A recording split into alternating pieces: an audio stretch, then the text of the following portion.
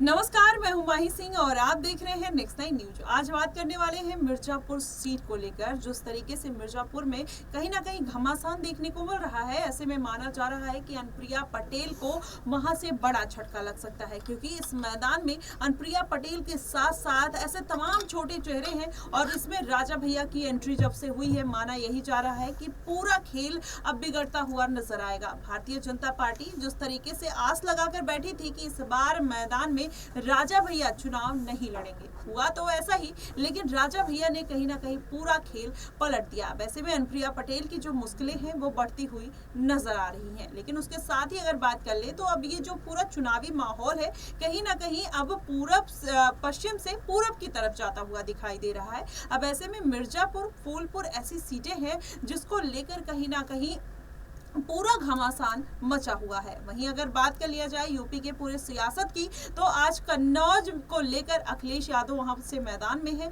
और अब वहां पर भी एक चुनावी रण देखने को मिल रहा है। और आजमगढ़ में अपर्णा यादव जब से चुनावी प्रचार करने के लिए जाने वाली हैं, तब से वहां पर भी अलग अलग तरीके की प्रतिक्रियाएं आ रही हैं कि अब अपर्णा यादव किस तरीके से वहां पर अपनी बयानबाजी करते हुए नजर आएंगी, अपने परिवार के सामने कैसे उतरते हुए नजर आएंगी। आज इन्हीं तमाम मुद्दों पर हम बात करेंगे कि जानेंगे कि ये पूरा यूपी का जो सियासी समीकरण है किस तरीके से बनता हुआ दिखाई दे रहा है। आपको बता दें, अगर यूपी की बात करें तो अखिलेश यादव की पार्टी लगातार अपना दमखम दिखाने में लगी हुई है, वो चाहे राजा भैया हो या फिर अपनी अलग अलग पार्टियों की सीटों पर कहीं ना कहीं भारतीय जनता पार्टी भी अपनी पकड़ बना रही है। लेकिन उसके साथ ही अगर बात कर लिया जाए, राजा भैया ने जब से अनुप्रिया पटेल को लेकर बड़ा झटका दिया है, उन्होंने सपा को समर्थन कर दिया है। ऐसे में भारतीय जनता पार्टी को कहीं ना कहीं मिर्ची लगनी तय है। अभी कुछ दिन पहले जब वो राजा भैया अमित शाह से मिलने पहुंचे तो पूरी अटकलें लगाई जा रही थी कि हो सकता है कि आने वाले दिनों में भारतीय जनता पार्टी को वो समर्थन देते हुए नजर आए, लेकिन हालांकि ऐसा कुछ होता नहीं है और वो आज पूरे खुले तरीके से कहीं ना कहीं अखिलेश यादव को समर्थन करते हुए नजर आते हैं। दरअसल ये पूरा बयान का जो माजरा फैला हुआ है वो निकल कर तब आता है जब अनुप्रिया पटेल ये बात कह देती हैं कि कुंडा में अब कुंडी लग जाएगी।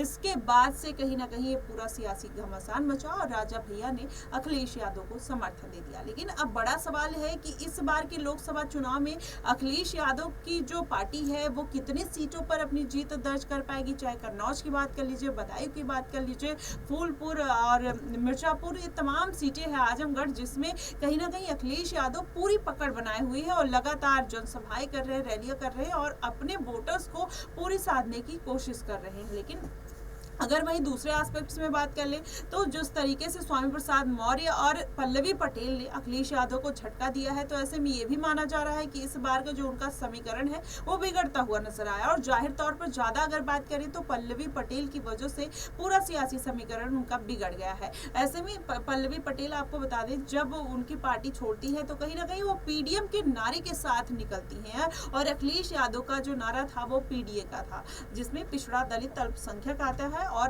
पीडीएम में जिसमें पिछड़ा, दलित और मुसलमान आता है। पल्लवी पटेल ने मुस्लिम सीटों को साधने के लिए कहीं ना कहीं उन्होंने ओवैसी का साथ पकड़ा।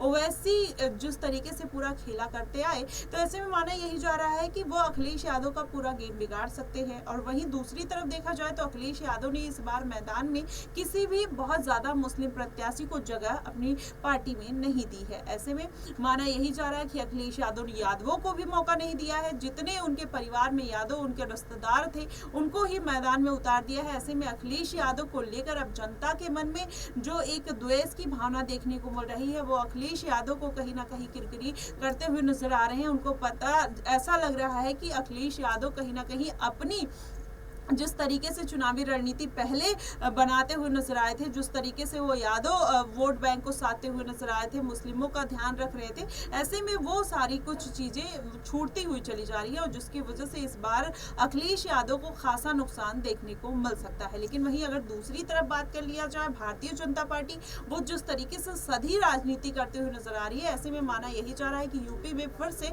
अपनी सीटों पर बढ़त उनको देखने को मिल सकती है। लेकिन अनुप्रिया पटेल के एक छोटे से के बयान ने कहीं ना कहीं ये पूरा सियासी समीकरण बिगाड़ने का काम किया है। प्रतापगढ़ आप देख लेंगे, मिर्जापुर, फूलपुर या फिर उधर पूर्वांचल की जितनी भी सीटें हैं उस पर राजा भैया की अच्छी पकड़ है। अब ऐसे में अनुप्रिया पटेल का उनके साथ इस तरीके से विद्वेष सामने आना कहीं ना कहीं ये एक तरीके की बात बयां करती है कि आने वाले दिनों में भारतीय जनता पार्टी को बड़ा झटका लग सकता है। लेकिन अगर पूरा देखेंगे, कुशीनगर सीट पर स्वामी प्रसाद मौर्य की बात कर लिया जाए तो वो भी कहीं ना कहीं सपा को समर्थन तो नहीं, उनको किरकिरी करते हुए नजर आ रहे हैं, उनको लास्ट हमेशा घेरते हुए नजर आते हैं। अखिलेश यादव को वो बीजेपी की बी टीम के रूप में बताते हैं। वो बोलते हैं कि बीजेपी हार्डकोर तरीके से एजेंडा चलाती है तो अखिलेश यादव भी सॉफ्ट हिंदुत्व का एजेंडा चलाते हुए नजर आते हैं। इस तरीके से तमाम तरीके की बयानबाजी स्वामी प्रसाद मौर्य करते हुए नजर आ रहे हैं। लेकिन इन सब में अगर देखा जाए तो जो नुकसान हो रहा है वो अखिलेश यादव की पार्टी का हो रहा है।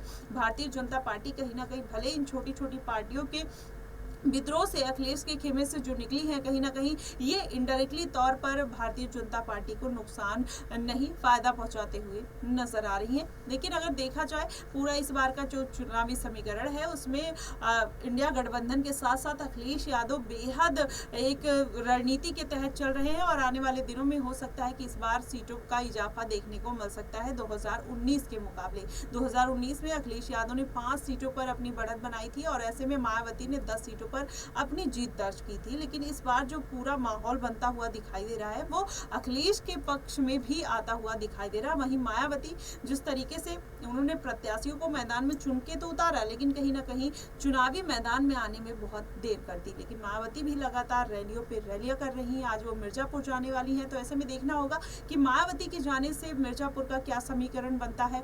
जिस तरीके से राजा भैया ने एक मोर्चा भारतीय जनता पार्टी के लिए खोल दिया है, तो क्या मायावती किस तरीके से अपने आप को वहां पर पोर्ट्रे करेंगे या फिर किस तरीके से जनता को लुभाते हुए नजर आएंगे, ये बड़ा सवाल खड़ा होता है। लेकिन अभी यूपी की जो सियासत है, कहीं ना कहीं ये त्रिकोणीय मुकाबला जो चल रहा है, माना यही जा रहा है कि इस बार कौन आगे निकलता हुआ दिखाई देगा। वहीं सुल्तानपुर की बात कर लिया जाए, अगर यूपी में एक बेहद अहम सीट मानी जाती है जिसमें मेनका गांधी कहीं ना कहीं अपना परचम लहराते हुए नजर आ रही है और वहीं वरुण गांधी भी आज उनके चुनाव प्रचार के लिए पहुंचे थे, जिसके बाद ये पूरा मामला अब बढ़ता हुआ नजर आ रहा है कि इस बार वरुण गांधी जिस तरीके से मैदान में उतरे हैं, क्या अपनी चीज़ों को वो फिर से भारतीय जनता पार्टी के नज़र में लाना चाहते हैं। जिस तरीके से उन्होंने काम किया, जिस तरीके से जनता के बीच में गए, सारे मुद्दे उठाए, क्या वरुण गांधी भारतीय जनता पार्टी की नज़र में आना चाहते हैं या फिर वो अपनी मां मेनका गांधी को सपोर्ट करने पहुंचे हैं। ये तमाम तरीके की बातें निकलकर सामने आ रही है। फिलहाल आपको क्या लगता है कि वरुण गांधी जिस तरीके से इस बार चुनावी मैदान में उतरे हैं और इतनी लेट अपनी मां को सपोर्ट करने आए हैं, क्या वो भारतीय जनता पार्टी से नाराज हैं या फिर वो इस तरीके के व्यक्तित्व वाले व्यक्ति हैं जिसकी वजह से ये पूरा समीकरण ऐसा बनता हुआ दिखाई दे रहा है। या इस बार अखिलेश यादव कितनी सीटों पर जीत दर्ज कर पाएंगे, आप हमें कमेंट बॉक्स में जरूर बताइएगा। फिलहाल के लिए बस इतना ही। देश और दुनिया की तमाम खबरों के लिए हमारे साथ बने रहिएगा नेक्स्ट 9 न्यूज़।